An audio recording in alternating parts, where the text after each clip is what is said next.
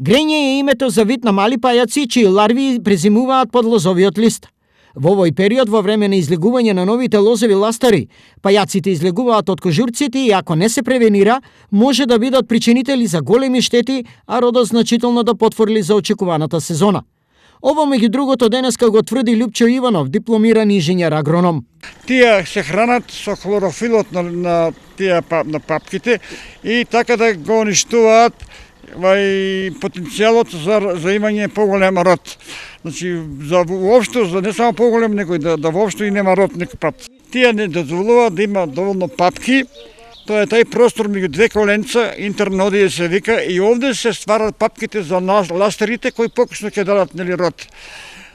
Тие не дозволуваат да има доволен број на папки, односно ќе има помалку ластери, а со тоа ќе има помал род.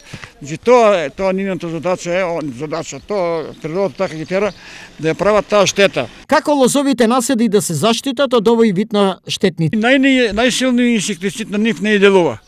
Значи, тие се отпорни, има специјални средства, така наречени акарициди, и со нив треба да се третира листот од долната страна, не озгоре, од долната страна да може се добро намократ тие лежиштата на инсектите и само тај начин може да се уништат. Иначе тоа не се инсекти, него се пајаци. Освен грењите, како соодветна закана за здрав лозов насад е пламеницата.